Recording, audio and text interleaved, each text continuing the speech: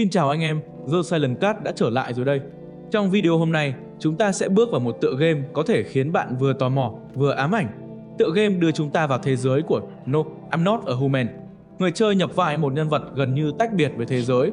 Hàng xóm của anh ta chính là cầu nối để chúng ta biết rằng ngoài kia đang nổ ra thảm họa, mặt trời nóng dần lên, còn từ lòng đất lại xuất hiện những kẻ lạ có thể giả dạng con người. Nhiệm vụ của bạn sống sót trong 2 tuần, quyết định ai được vào nhà và ai phải đứng ngoài cửa. Nghe có vẻ đơn giản, nhưng đằng sau đó là vô số cái bẫy tâm lý.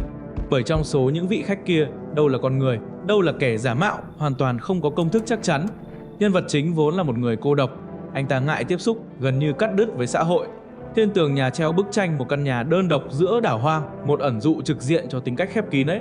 Dần dần, qua những mẩu hội thoại, ta thấy anh ta còn mang ký ức cay đắng về gia đình, đặc biệt là người cha. Nỗi ám ảnh ấy khiến anh mất niềm tin vào con người, chọn cách né tránh, sống như kẻ ngoài lề xã hội. Và toàn bộ game chính là hành trình biến đổi hoặc chôn vùi bản chất của nhân vật này.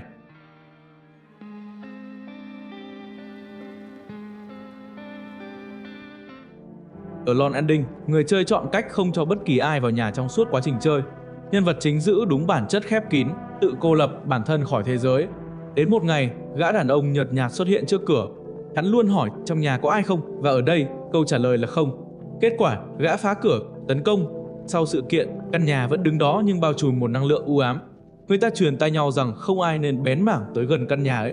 Còn nhân vật chính thì biến mất như thể chưa từng tồn tại. Căn nhà tượng trưng cho nội tâm nhân vật chính. Đóng cửa với tất cả đồng nghĩa với việc tự khóa chặt trái tim và tâm trí. Gã đàn ông nhợt nhạt hiện thân của cái chết, của sự hư vô. Hắn chỉ hỏi có ai không, nếu không có kết nối, không có người nào khác trong đời bạn, hắn sẽ dễ dàng chiếm lấy. Sự biến mất không phải chết theo nghĩa đơn thuần, mà là bị xóa khỏi ký ức xã hội.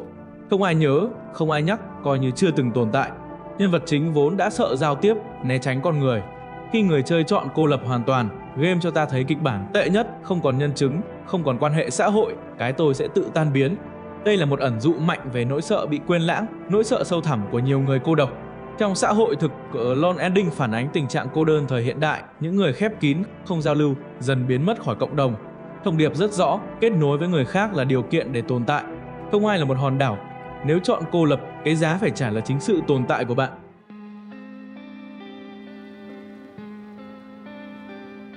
Survive to the End, người chơi sống sót tới ngày 13. Nhân vật chính nghe theo lời hướng dẫn, bịt kín cửa sổ, dẫn mọi người xuống hầm trú ẩn. Ending chia làm 2 biến thể, Good Ending, trong hầm tất cả đều là con người. Bad Ending, trong hầm có ít nhất một visitor. Good Ending, sau 2 tháng chịu đựng bóng tối, radio thông báo mặt trời đã nguội dần. Nhóm người thật vẫn còn sống. Bad Ending, niềm tin tan vỡ, sự nghi ngờ tràn lan, Vibrator xé xác nhân vật chính. Căn hầm tượng trưng cho xã hội thu nhỏ. Đó là nơi con người buộc phải chung sống, đối diện với sự ngột ngạt, khác biệt và niềm tin lẫn nhau. Thời gian 2 tháng không phải sự giải thoát mà là giai đoạn thử thách tâm lý. Sự sống sót kéo dài không đồng nghĩa với hạnh phúc. Bad Ending cho thấy một thực tế đau lòng, kẻ nguy hiểm nhất có thể chính là người trong nhà. Good Ending không thực sự good, nhân vật chính không cảm thấy nhẹ nhõm khi sống sót mà lại thấy thất vọng, trống rỗng. Tại sao? Vì bản chất của anh ta vốn dĩ không muốn gắn kết với ai. Hầm trú ẩn với những con người khác chỉ khiến anh thêm mệt mỏi. Bad Ending lại là minh chứng cho nỗi sợ lớn nhất, bị phản bội ngay trong cộng đồng mình đã chấp nhận. Survive to the End là một nghiệm thử về cộng đồng, xã hội có thể cứu bạn thoát chết nhưng không thể chữa lành nỗi cô đơn nếu bản thân bạn từ chối hòa nhập. Một tập thể chỉ vững nếu có niềm tin. Khi hoài nghi lấn át, cộng đồng sẽ tự hủy. Good Ending phơi bày sự thật rằng với một người mất kết nối xã hội, sự sống không đồng nghĩa với hạnh phúc. Bad Ending phơi bày sự thật rằng ngay cả tập thể cũng không đảm bảo an toàn tuyệt đối, con người có thể trở thành kẻ săn mồi của nhau. Cả hai ending đều xoay quanh một thông điệp, thế giới tận thế chỉ là phông nền, còn tận thế thật sự nằm trong tâm trí nhân vật chính và cách anh ta nhìn người khác.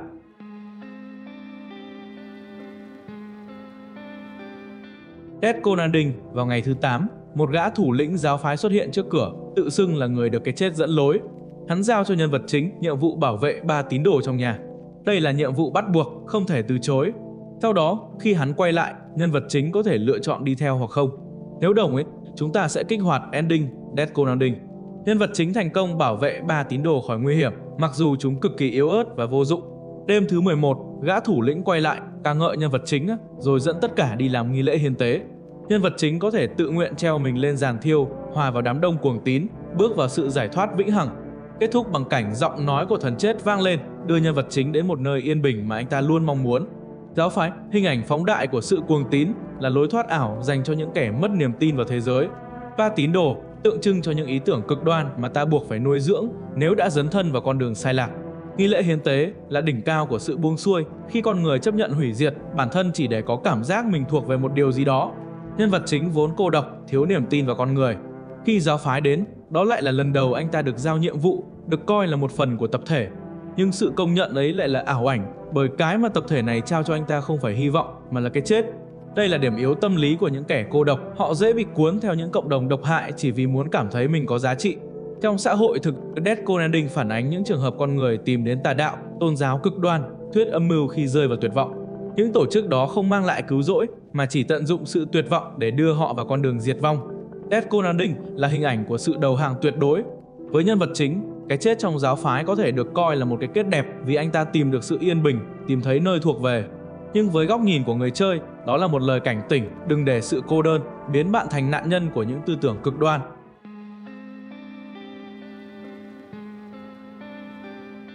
Fatal Child Ending. Trong một sự kiện ngẫu nhiên, một người phụ nữ quyến rũ xuất hiện trước cửa. Nếu cho cô ta trú ngụ, cô sẽ ngủ chung phòng với nhân vật chính. Và ngày sau, bụng cô ta bắt đầu to lên, dấu hiệu mang thai bất thường. Chỉ sau 4 ngày, bụng người phụ nữ phát nổ, cái thai biến mất. Ngay sau đó, nhân vật chính phát hiện trong nhà có một đứa trẻ kỳ dị đang trốn trong các góc tối. Vào ban đêm, nó bắt đầu lang thang khắp nhà để tìm thức ăn. Căn nhà trở nên điêu tàn và kết thúc là cảnh đứa trẻ bò ra ngoài, uống sữa chó. Ở đoạn cuối, người phụ nữ tái xuất, mặc bộ đồ trắng, cùng những kẻ khác gọi nhân vật chính là người được tiên tri, trao cho anh ta trách nhiệm nuôi dưỡng đứa trẻ này. Người phụ nữ quyến rũ, hình ảnh của sự cám dỗ bản năng, một niềm vui thoáng qua không đi kèm trách nhiệm. Đứa trẻ kỳ dị, đại diện cho trách nhiệm gia đình mà nhân vật chính không sẵn sàng gánh vác. Nó méo mó, đáng sợ vì sinh ra từ sự hời hợt. Người mẹ tái xuất trong bộ đồ trắng, ẩn dụ cho cách xã hội tô vẽ trách nhiệm làm cha mẹ như một thiên chức, dù trong mắt nhân vật chính, đó là một gánh nặng. Nhân vật chính vốn đã có ác cảm với gia đình, đặc biệt là cha mình. Vì vậy, khi đối diện với con cái, anh chỉ thấy sợ hãi và phiền phức. Đứa trẻ trong Ending này là sự phản chiếu nỗi sợ trách nhiệm của anh, trách nhiệm chăm sóc, nuôi dưỡng một sinh mệnh khác. Cảm giác bối rối, sợ hãi của nhân vật chính ở cuối Ending phản ánh sự thật anh ta không muốn trở thành cha, hoặc có thể từng trải qua nỗi đau liên quan đến con cái trước đây. Fatal Child Ending phơi bày một vấn đề nhức nhối, không phải ai cũng sẵn sàng để làm cha mẹ. Xã hội thường tô hồng chuyện con cái, nhưng với một số người, nó là áp lực, là nỗi sợ. Ending này gợi ý rằng nếu tình yêu chỉ là niềm vui ngắn ngủi thì hậu quả sinh ra có thể trở thành bi kịch. Đây là ending cá nhân nhất, nó không nói về cộng đồng, về giáo phái hay tổ chức, mà chỉ về gia đình và trách nhiệm làm cha mẹ. Nó cho thấy mặt tối trong nhân vật chính, nỗi sợ hãi bị ràng buộc, sự bất lực trước việc truyền lại sự sống. Fatal Child Ending là lời nhắc một đứa trẻ có thể là ánh sáng dẫn lối, hoặc là bóng tối nuốt chửng, tùy vào cách ta nhìn nhận nó.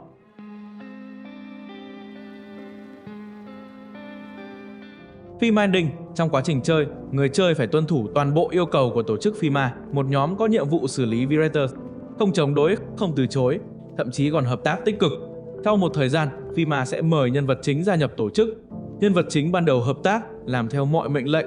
Khi FEMA đề nghị gia nhập, ngay cả nếu chọn từ chối, ending vẫn xảy ra. Nhân vật chính bắt đầu rơi vào cảm giác bế tắc, mơ hồ, sợ trách nhiệm, sợ khối lượng công việc, sợ mình không thể thích nghi. Ending kết thúc trong trạng thái tâm lý mất phương hướng. FEMA đại diện cho bộ máy xã hội, nơi con người phải tuân thủ quy tắc, hy sinh cái tôi để được bảo vệ. Lời mời gia nhập tượng trưng cho khoảnh khắc một người phải quyết định bước vào đời, nhận lấy trách nhiệm lớn hơn. Cảm giác hoang mang ẩn dụ cho những con người thiếu ý chí tiến thủ khi đối diện với yêu cầu trưởng thành và hòa nhập. Nhân vật chính vốn né tránh xã hội. Khi FEMA xuất hiện, anh ta thấy đây là cơ hội được công nhận. Nhưng khi phải chính thức bước vào, anh ta lại lộ rõ bản chất sợ trách nhiệm, sợ áp lực, sợ thay đổi. Đây là một dạng hội chứng trì hoãn ở mức cực đoan, muốn được thừa nhận nhưng lại không dám sống đúng với điều đó. FEMA Ending phản ánh sự thật trong đời sống, nhiều người chấp nhận làm bánh răng trong guồng máy chỉ để có cảm giác an toàn. Nhưng sự an toàn đó đổi lại bằng việc đánh mất tự do cá nhân. Đồng thời, nó cũng cho thấy bi kịch của một kẻ thiếu định hướng, ngay cả khi có cơ hội để hòa nhập, họ vẫn không thể tận dụng. FEMA Ending không hẳn là xấu, nhưng cũng chẳng tốt, nó giống như một trạng thái lửng lơ. Nhân vật chính không còn cô độc, nhưng cũng không thật sự thuộc về tự do. Anh ta chỉ trôi nổi trong một tập thể mà mình không thể hòa nhập. Đây là ending nói về sự nhạt nhòa sống mà không dám bước lên, chỉ lặng lẽ tồn tại dưới cái bóng của tổ chức.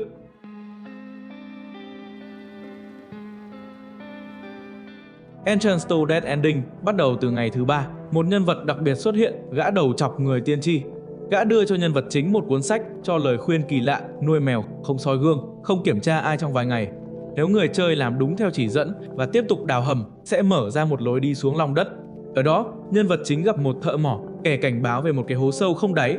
Nhưng nếu nghe lời gã đầu trọc và nhảy xuống, ending này sẽ xảy ra. Nhân vật chính nhảy xuống hố lên bên dưới, đó là một vùng hư vô, tối tăm, bất tận. Anh ta nghe thấy giọng nói của thần chết, người nói rằng có thể đưa anh đến gặp những người quen cũ, nhưng không làm vì đó không phải điều anh thật sự muốn. Thay vào đó, thần chết giúp anh trở về nơi mà anh ta muốn nhất, chính căn nhà.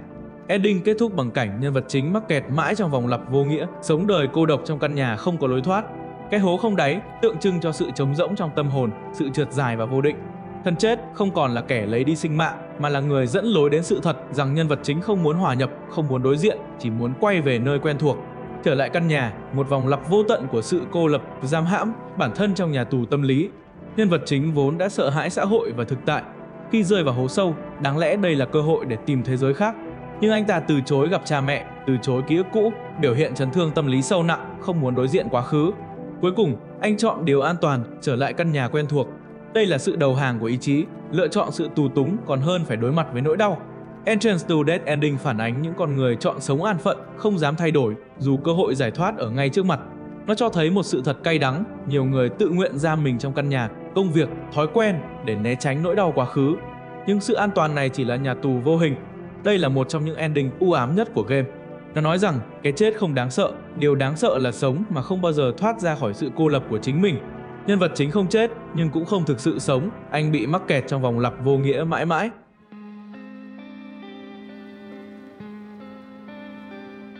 Killer ending xuyên suốt quá trình chơi, nếu người chơi giết hại quá nhiều người tị nạn hoặc khách ghé thăm, bất kể họ là người thật hay visitor. Khi số lượng nạn nhân vượt ngưỡng nhất định, người đàn ông tiên tri, gã đầu trọc sẽ xuất hiện lại và cảnh báo nhân vật chính. Theo đó, game sẽ dẫn tới killer ending.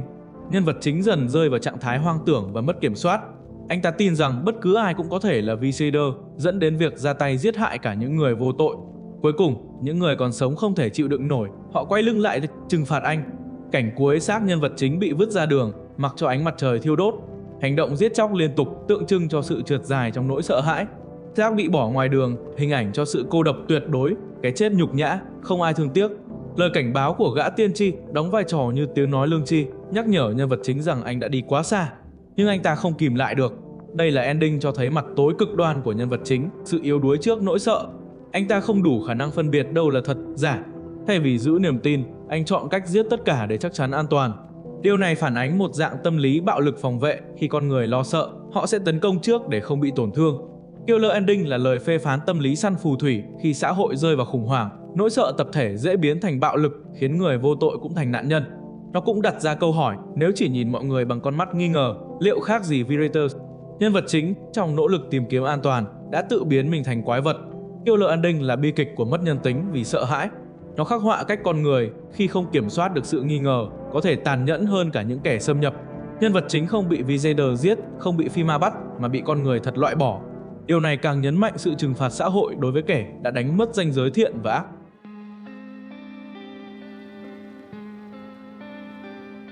Mushroom ending.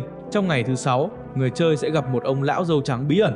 Ông ta nói nhiều điều khó hiểu về nấm và đưa cho nhân vật chính một trang giấy từ quyển sách kỳ lạ có tên Nụ cười. Để kích hoạt ending, người chơi cần ăn nấm theo chỉ dẫn, ăn thêm táo, điều chỉnh đồng hồ báo thức về nửa đêm. Nếu làm đúng, cuối game ông lão sẽ quay lại, dẫn nhân vật chính xuống lòng đất để ngăn chặn cái gọi là lễ hội nấm. Nhân vật chính cùng ông lão bước vào đường hầm. Họ tin rằng sẽ tìm ra nơi diễn ra nghi thức bí ẩn. Nhưng rồi một cây nấm khổng lồ mọc lên, bao phủ không gian. Game kết thúc tại đây với cảm giác ảo giác, bất lực, thất bại. Nấm khổng lồ có thể là hình ảnh cho sự lan rộng của tệ nạn, dịch bệnh hoặc thứ gì đó không thể kiểm soát. Lễ hội nấm ẩn dụ cho việc con người bị cuốn vào những cơn say tập thể, mất lý trí. Ông lão râu trắng, hình tượng kẻ dẫn đường mơ hồ, không rõ ông ta là tri thức hay kẻ hoang tưởng. Mushroom ending thể hiện sự tìm kiếm giải pháp sai lầm của nhân vật chính. Anh ta bám vào một niềm tin kỳ quái theo ông lão và nghi lễ nấm, thay vì đối diện thực tế. Đây là phản ánh cách con người khi tuyệt vọng thường dựa vào những giáo lý, chất gây nghiện hoặc mê tín để trốn tránh nỗi sợ. Ending này giống một lời phê phán về sự nghiện ngập và mê tín. Nấm ở đây có thể đại diện cho ma túy, khiến nhân vật chính rơi vào ảo giác, mất kiểm soát thực tại. Đồng thời, nó còn là hình ảnh về sự lan truyền. Một khi cái xấu đã mọc rễ, nó có thể nhanh chóng nuốt chửng cả thế giới. Mushroom ending là minh chứng cho sự trốn chạy thực tại bằng ảo giác. Nhân vật chính không chết ngay, nhưng bị mắc kẹt trong một thế giới ảo, nơi nỗi sợ được thay thế bằng mê tín vô nghĩa. Đây là cái chết tinh thần, còn đáng sợ hơn cả cái chết thể xác.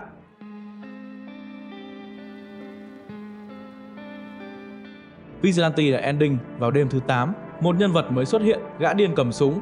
Hắn tự nhận mình là một người thực thi công lý, chuyên đi săn lùng Visitor. Trong những ngày kế tiếp, hắn nhiều lần quay lại chất vấn nhân vật chính và thậm chí kiểm tra xem ta có phải kẻ giả mạo không. Nếu nhân vật chính sở hữu một trong những đặc điểm nghi ngờ, ví dụ hàm răng trắng, tay dính đất, mắt đỏ, ending sẽ được kích hoạt. Nhân vật chính và gã Vigilante cùng lúc chĩa súng vào nhau. Cả hai bóp cò, viên đạn trúng bụng nhân vật chính, nhưng gã kia lĩnh nguyên phát súng vào mặt. Gã điên chết, còn nhân vật chính thì bị thương nặng. Nhưng sau biến cố, nhân vật chính không còn là con người cũ nữa. Anh dần hóa thân thành một kẻ điên thứ hai, tiếp nhận tư tưởng cực đoan của Vigilante. Từ đó, anh quyết định thanh trừng tất cả những kẻ mang vũ khí, tin rằng đó là cách duy nhất để bảo vệ loài người. Gã Vigilante hiện thân cho công lý méo mó, sự bạo lực được hợp lý hóa bằng chính nghĩa. Phát súng đôi, biểu tượng cho sự trùng lập, cho thấy nhân vật chính và gã điên thực chất chỉ là hai mặt của cùng một đồng xu. Nhân vật chính kế thừa tư tưởng cực đoan, ám chỉ việc con người có thể bị lây nhiễm sự thù hận, biến mình thành thứ mà họ căm ghét. Ending này khai thác sự dao động tâm lý của nhân vật chính.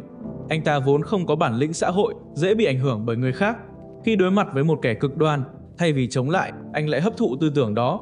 Đây là hiện tượng bị cực đoan hóa, rất dễ xảy ra trong thời kỳ khủng hoảng. Vigilante ending là lời cảnh báo về bạo lực nhân danh công lý.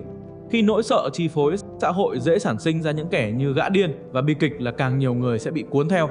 Nó cũng phê phán sự cực đoan hóa tập thể, nơi những cá nhân yếu đuối như nhân vật chính có thể trở thành công cụ cho bạo lực. Vigilante ending không chỉ cho thấy một viễn cảnh tăm tối, mà còn hé lộ điều đáng sợ nhất: con người không cần Visitor để hủy diệt nhau. Chỉ cần đeo rắc nỗi sợ và sự cực đoan, họ sẽ tự tay biến mình thành quái vật. Nhân vật chính, từ một kẻ khép kín, giờ đây lại trở thành kẻ gieo rắc bạo lực, minh chứng rằng khi tâm trí bị bóp méo, công lý và tội ác có thể đổi chỗ cho nhau.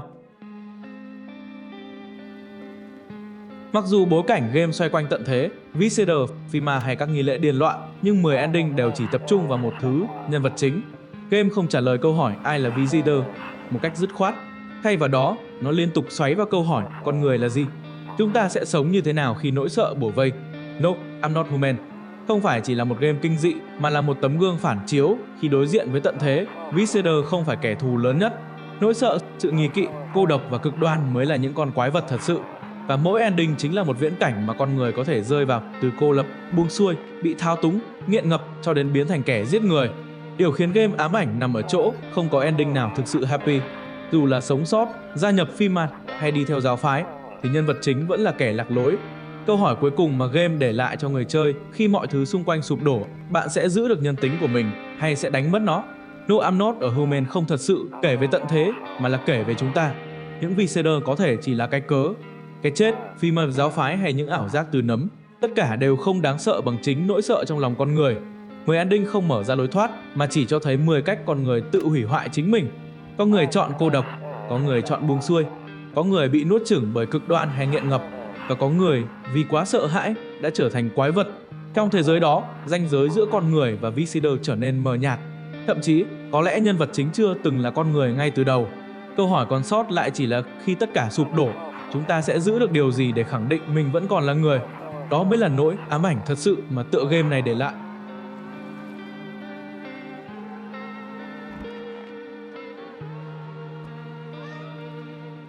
Và đó là toàn bộ những gì mình muốn chia sẻ về No, I'm not a human. Anh em thấy sao về 10 ending này? Theo anh em, đâu mới là ý nghĩa thật sự mà game muốn gửi gắm? Hãy để lại bình luận bên dưới để cùng bàn luận nhé! Đừng quên để lại một like, share và subscribe để ủng hộ kênh, giúp mình có thêm động lực làm tiếp những video phân tích khác. Mình là The Silent Cat, hẹn gặp lại anh em ở những video tiếp theo.